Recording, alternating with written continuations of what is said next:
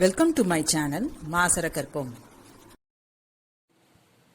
Next question, y is equal to x plus a into x plus b into x plus c into x plus d divided by x minus a, x minus b, x minus c, x minus d. பார்த்தோன்னா quotient of functions உங்களுக்கு பார்த்தோன்னா தெரியும். இதுக்கு quotient rule use பண்ணீங்கன்னா இது u, இது v, u dash பண்ணும்போது உங்களுக்கு இங்கே கொஞ்சம் 4 terms இருக்கு, so காம்ப்ளெக்ஸாக இருக்கும். அதுக்கு பதிலாக log எடுத்துக்கிட்டிங்கன்னா ஈஸி. நமக்கு என்ன தெரியும்? log m by n is equal to log m minus log n.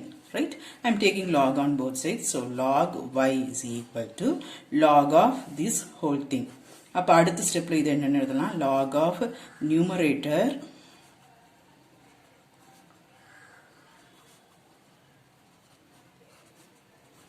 minus log of denominator. புரிஞ்சுதா? இந்த property log m minus log n. X minus b, x minus c, x minus d. Right? இன்னொன்று நமக்கு என்ன தெரியும்? log mn is equal to log m plus log n. So இங்கே ப்ராடக்டில் இருக்க இத்தனைத்துக்கும் நான் தனித்தனியாக log கொடுத்து நடுவில் ப்ளஸ் சைன் போட்டு எழுதணும். புரிஞ்சுதா?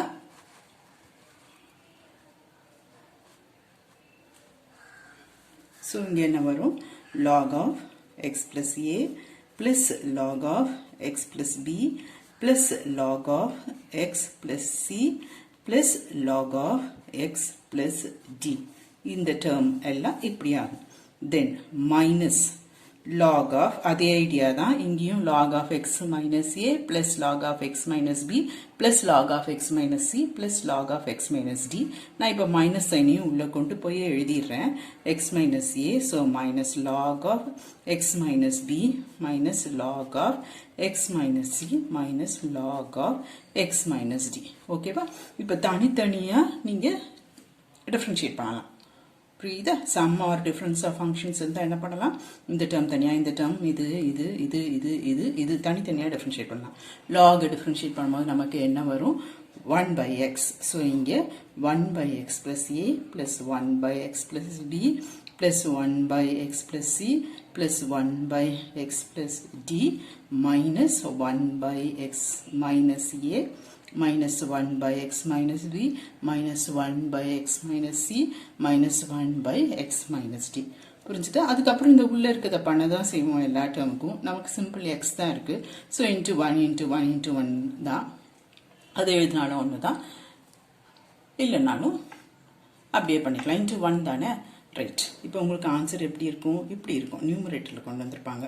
டினாமினேட்டரில் இருக்குது நியூமரேட்டர் கொண்டு வந்து எழுதினா என்ன வரும்? Whole power minus 1.